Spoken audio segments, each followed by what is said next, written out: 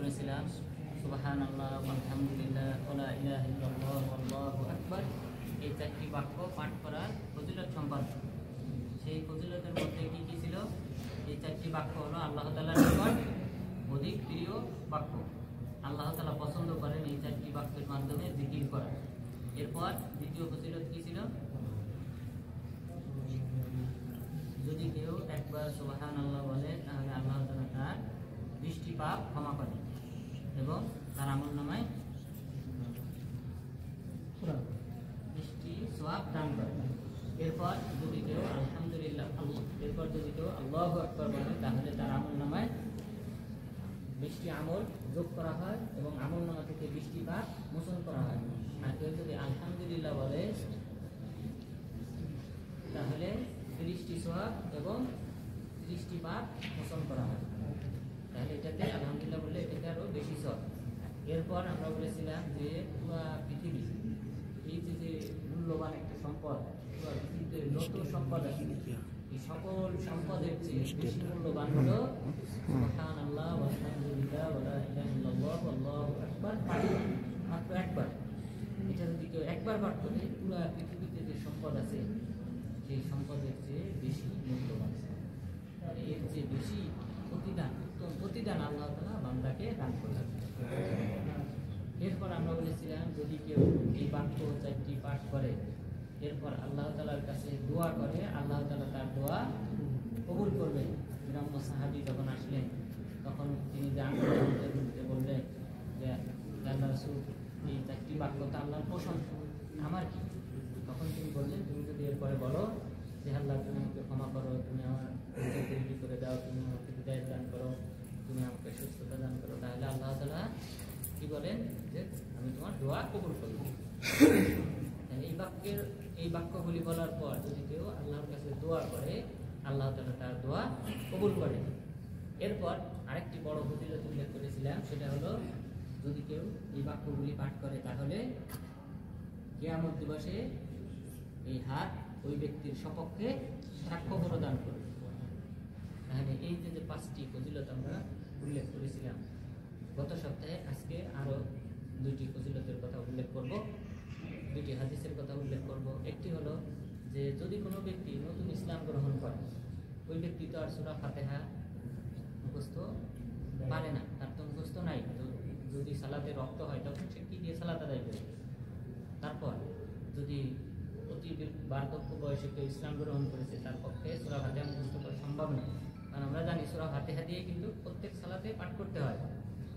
যদি তারা না পারে, কারো যদি সূরা মুখস্থ না হয় তাহলে তার সমাধান হলো এই জিকিরের এই 4টি বাক্য। রাসূল সাল্লাল্লাহু আলাইহি ওয়াসাল্লাম বলেছেন সুনানে আবি দাউদের 832 নম্বর হাদিস, 832 নম্বর হাদিস, এখানে একজন গ্রাম্য সাহাবী এসে রাসূল সাল্লাল্লাহু আলাইহি ওয়াসাল্লামকে বললেন যে ইয়া রাসূলুল্লাহ ইন্নী লা আস্তাতিউ আন আখুযা মিনাল কুরআনি শাই ফাআল্লিমনি মা ইউজজিউহু আননি। হে আল্লাহর রাসূল, আমি কুরআন মুখস্থ করতে পারি না, আমার পক্ষে কুরআনের সূরাগুলো মুখস্থ করা সম্ভব না, আমাকে এমন কিছু বাক্য শিক্ষা দেন যা এই কুরআনের সূরার স্থলাভিষিক্ত হবে, যা দিয়ে আমি সালাত আদায় করতে পারব। রাসূল সাল্লাল্লাহু আলাইহি ওয়াসাল্লাম তখন তাকে বললেন কুল সুবহানাল্লাহ আলহামদুলিল্লাহ ওয়া লা ইলাহা ইল্লাল্লাহ আল্লাহু আকবার ওয়া লা হাওলা ওয়া লা কুওয়াতা ইল্লা বিল্লাহিল আলিয়্যিল আযীম। তাহলে এখানে কয়টি বাক্য বলা হয়েছে? 5টি। তাহলে আমরা যে 4টি বাক্যর ফজিলত নিয়ে আলোচনা করতেছি ওই 4টি সাথে আবার যুক্ত করা হয়েছে লা হাওলা ওয়া লা কুওয়াতা ইল্লা বিল্লাহিল আলিয়্যিল আযীম। এই 5টি বাক্য যদি কেউ পাঠ করে তাহলে ওই ব্যক্তির সূরা ফাতিহা স্থলাভিষিক্ত হয়ে যাবে, সূরা ফাতিহা না পড়লেও তার সালাত হয়ে যাবে। কাদের ক্ষেত্রে? যে ব্যক্তি নতুন মুসলিম অথবা মুখস্থ নাই এমন ব্যক্তি, যেটি হাদিসের শুরুতে তিনি কি বললেন, ইন্নী লা আস্তাতি, আল্লাহ রাসূল আমার পক্ষে সম্ভব না মুখস্থ করা, এটা অতি বার্ধক্যের কারণে হওয়ার সম্ভাবনা বেশি, অথবা নতুন ইসলাম গ্রহণ করেছে এই কারণে। তাহলে এখানে আমরা জানলাম সমাধান যে যার সূরা মুখস্থ হয়েছে সালাত দাঁড়িয়ে সুবহানাল্লাহ আলহামদুলিল্লাহ আল্লাহু আকবার লা ইলাহা ইল্লাল্লাহ লা হাওলা ওয়া লা কুওয়াতা ইল্লা বিল্লাহিল আলিয়্যিল আযীম এই বাক্যগুলা পাঠ করবে। তাহলে তার সূরা ফাতিহা এবং অন্য যে একটা সূরা পাঠ করতে হয়, এই দুইটা স্থলাভিষিক্ত হয়ে যাবে। এরপর এই সাহাবী কি করলেন দেখেন, এই সাহাবী আঙ্গুল গুনতে গুনতে যাইতেছে, যার পর ফিরে আসলেন, আসার পর বললেন হাদা লিল্লাহ, হে আল্লাহ রাসূল, এই বাক্যগুলো তো আল্লাহর প্রশংসার বাক্য, আমি কি পেলাম, আমার জন্য কি প্রতিদান আছে? তখন রাসূল সাল্লাল্লাহু আলাইহি ওয়াসাল্লাম তাকে বললেন যে তুমি বলো যে আল্লাহুম্মা আরহামনি ওয়ারযুকনি ওয়াআফিনি ওয়াহদিনি, যে তুমি পাঠ করো যে হে আল্লাহ তুমি আমার উপর রহমত বর্ষণ করো এবং আমাকে রিজিক দান করো, আমাকে সুস্থতা দান করো, আমাকে হিদায়াত দান করো। তার মানে এই বাক্যগুলি বলার পরে যদি কেউ এই বাক্যগুলি পাঠ করে তাহলে তার এই 4টি দোয়া কবুল হবে। আল্লাহ তাআলা তার উপর রহমত বর্ষণ করবেন, তার রিজিক বৃদ্ধি করে দিবেন, তাকে সুস্বাস্থ্য দান করবেন, হিদায়াত দান করবেন। সবচেয়ে বড় পাওয়া যে আমরা হিদায়াতের উপর যদি থাকতে পারি, দিনের উপর অটল থাকতে পারি, এর উপর যদি আমাদের মৃত্যু হয় তাহলেই আমরা সফল হব। তাহলে এই তৌফিক আল্লাহ তাআলা দান করবেন যদি কেউ এই 4টি বাক্য পাঠ করে। এরপর এই সাহাবী এই বাক্যগুলো আঙ্গুল গুনতে গুনতে যাইতেছিলেন পাঠ করতে করতে, তখন রাসূল সাল্লাল্লাহু আলাইহি ওয়াসাল্লাম বললেন আম্মা হাদা ফাকাদ মালাআ ইয়াদাহু মিনাল খায়র, যে এই ব্যক্তি তার 2 হাত, তার হাতকে কল্যাণ দ্বারা পরিপূর্ণ করে ফেলেছে। তাহলে এই বাক্যগুলির মাধ্যমে যদি কেউ আল্লাহর জিকির করে তাহলে সে অগাধ কল্যাণ অর্জন করবে। তাহলে এটা হলো আমাদের আজকের প্রথম হাদিস, যে কোনো ব্যক্তি যদি এই সূরা ফাতিহা মুখস্থ না থাকে, অন্য সূরা যদি মুখস্থ না থাকে, তাহলে সে মুখস্থ না হওয়া পর্যন্ত এই 4টি বাক্য এবং সাথে লা হাওলা ওয়ালা কুওয়াতা ইল্লা বিল্লাহিল আলিয়্যিল আযীম, এই 5টি বাক্যের মাধ্যমে যদি আল্লাহর তাসবিহ তাহলিল করে, নামাজে দাঁড়িয়ে পাঠ করে, তাহলে তার সালাতের স্থলাভিষিক্ত হবে এবং সালাত হয়ে যাবে। এরপর দ্বিতীয় যে হাদিসটি বলবো, এটা মহান একটা হাদিস, গুরুত্বপূর্ণ একটা হাদিস এবং অনেক বড় ফজিলতপূর্ণ একটা হাদিস। রাসূল সাল্লাল্লাহু আলাইহি ওয়াসাল্লাম বলেছেন মুসনাদে আহমদে 26,911 নং হাদিস, হাদিসটি শুআইব আল-আল্লাহ রাহিমাহুল্লাহ এবং শেখ আলবানী রাহিমাহুল্লাহ তারা হাসান বলেছেন, অর্থাৎ সেটি আমল করা যায়, আমলযোগ্য। সেই হাদিসে উম্মে হানি রাসূল সাল্লাল্লাহু আলাইহি ওয়াসাল্লামের চাচাতো বোন এবং আলী রাদিয়াল্লাহু আনহু আপন বোন, তিনি বলেছে যে আমি বসা ছিলাম আর আমার পাশ দিয়ে রাসূল সাল্লাল্লাহু আলাইহি ওয়াসাল্লাম অতিক্রম করতেছিলেন। তখন আমি তাকে বললাম ইয়া রাসূলুল্লাহ ইন্নী কদ আযাফ, হে রাসূল আমি বৃদ্ধ হয়ে গেছি, দুর্বল হয়ে গেছি, এমন একটা আমল শিক্ষা দেন যে আমলটা আমি বসে থেকে করব। তখন রাসূল সাল্লাল্লাহু আলাইহি ওয়াসাল্লাম বললেন সাব্বিহিল্লাহা মিআতা তাসবিহা ফা ইন্নাহা তা'দিলু মিআতা রাকাবাতিন তু'তিকিনাহা মিন ওয়ালাদি ইসমাঈল, যে তুমি 100 বার সুবহানাল্লাহ পাঠ করো, তাহলে আল্লাহ তাআলা বিনিময়ে তোমাকে ইসমাঈল আলাইহিস সালামের সন্তানদের থেকে 100 জন দাস আযাদ করলে যে সওয়াব, সেই সওয়াব দান করবে। সুবহানাল্লাহ। এখানে আল্লাহ তাআলা, এখানে রাসূল সাল্লাল্লাহু আলাইহি ওয়াসাল্লাম একজন নবীর কথা বললেন, একজন নবীর বংশধরের কথা বললেন। ইসমাঈল আলাইহিস সালাম অর্থাৎ নবীর বংশধরের কোনো ব্যক্তি যদি দাসত্বে পরিণত হয়, সেই ব্যক্তিকে আযাদ করলে যে সওয়াব, সেই সওয়াব দান করা হয়। তাহলে এখান থেকে বোঝা যায় যে সাধারণ কোনো ব্যক্তির দাসত্ব থেকে মুক্তি দেওয়া এর চেয়ে বেশি উত্তম সওয়াবপূর্ণ হলো কোনো নবীর বংশের কোনো ব্যক্তিকে দাসত্ব থেকে আযাদ করা। তাহলে তাদের নবীদের এবং তাদের সন্তানদের মর্যাদা অনেক বেশি। তো তাহলে 100টি দাস আযাদ করার সমান সওয়াব দান করা হবে, যেটা কোনো এক নবীর বংশে। অর্থাৎ ইসমাঈল আলাইহিস সালামের বংশ বলতে এখানে তার বংশ থেকে কুরাইশ বংশ, কুরাইশ বংশ থেকে বানু হাশিম, রাসূল সাল্লাল্লাহু আলাইহি ওয়াসাল্লামের বংশ, এটা কিন্তু ইসমাঈল আলাইহিস সালামের বংশধর, তারা কিন্তু এই একই বংশধর। তার মানে রাসূল সাল্লাল্লাহু আলাইহি ওয়াসাল্লাম এবং তার পূর্বপুরুষদের কোনো ব্যক্তি যারা দাসত্বে পরিণত হয়েছে, তাদের থেকে কাউকে আযাদ করলে যে সওয়াব, সেই সওয়াব আল্লাহ তাআলা দান করবেন। এরপর দ্বিতীয় অংশ বললেন ওয়াহমাদিল্লাহ ওয়াহমাদিল্লাহ মিআতা তাহমিদা ফা ইন্নাহা তা'দিলু মিআতা ফারাসিন মুসরাজা মুলহামা তাহমিলিনা আলাইহা ফি সাবিলিল্লাহ, যে তুমি যদি এরপর তুমি 100 বার আলহামদুলিল্লাহ পাঠ করবে, 100 বার আলহামদুলিল্লাহ পাঠ করবে, বিনিময়ে আল্লাহ তাআলা সেই সওয়াব দান করবেন, যেই সওয়াব দেওয়া হবে যদি কোনো ব্যক্তি 100টি ঘোড়া আল্লাহর রাস্তায় যুদ্ধের জন্য প্রস্তুত করে এবং এর উপর 100 জন সওয়ারিকে বহন করায়, তাহলে যে সওয়াব সেই সওয়াব দান করা হবে।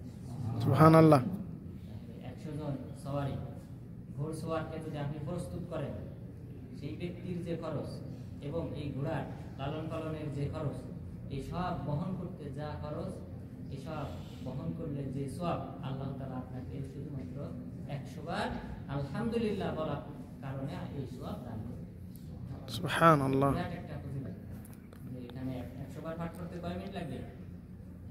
2.5 থেকে 3 মিনিট। 2.5 মিনিট ধরেন, 3 মিনিট লাগবে না, 2.5 মিনিট না, 2.5 মিনিট আমরা গণনা করে দেখছি, 2.5 মিনিটের বেশি লাগবে না, বরং আরো কম লাগতে পারে। সুবহানাল্লাহি ওয়া বিহামদিহি বলতে লাগে 2.5 মিনিট, তাহলে সুবহানাল্লাহ বলতে আরো কম লাগবে 2 মিনিট। 2.5 মিনিট এর চেয়ে এটা অতিক্রম করবে না। তাহলে কি 2.5 মিনিট সময় দিতে পারবেন না?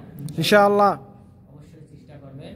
তাহলে আল্লাহর রাস্তায় এখন জিহাদের গুরুত্ব তো আমরা এখন বুঝি না, জিহাদ নাই, এখন যে রাষ্ট্র নির্ধারণ হয়ে গেছে, রাষ্ট্রের যে সীমানা নির্ধারণ হয়ে গেছে, এই কারণে আমরা এখন আর অতটা গুরুত্বটা বুঝি না। কিন্তু তা না হলে আমাদের বাংলাদেশ ছোট রাষ্ট্র হলে এর আশেপাশে কাফের, এর আশেপাশে হিন্দু, এরপর বৌদ্ধ, এদেরই বসবাস। তো আগেকার সিস্টেম যদি চালু থাকতো, মুসলিমদের যে জিহাদের প্রথা সেটা যদি চালু থাকতো, তাহলে অবশ্যই মুসলিমরা এই সকল মায়ানমার বলে, এরপর ভারত বলে, এসব জায়গায় মুসলিমদের ঘোড়সওয়ার বাহিনী এবং মুসলিমদের যোদ্ধারা তারা এখানে এইসব অঞ্চলে অবশ্যই প্রবেশ করতো এবং যুদ্ধ হতো। কিন্তু বর্তমান যে সিস্টেম, বর্ডার সিস্টেম করে দেওয়া হয়েছে, রাষ্ট্র নির্ধারণ করে দেওয়া হয়েছে, এই কারণে এখন আর কোনো রাষ্ট্রের উপর সহজে আক্রমণ করে, সহজে অর্থাৎ যতই ক্ষমতাধর রাষ্ট্র সহজে একদম লাস্ট পর্যায়ে গেলে তখন হয়তো আক্রমণ করে, তা না হলে সাধারণত সহজে কেউ আক্রমণ করে না। তো বিষয়টা হলো এটা। তো এখানে এমন একটা বাহিনী যুদ্ধের জন্য প্রস্তুত করলে যে সওয়াব আল্লাহ তাআলা সেই সওয়াব দান করবেন মাত্র 2.5 মিনিট। এমন কত 100টা ঘোড়ার মূল্য কত হবে? সৌদি আরবে ঘোড়ার দাম কত?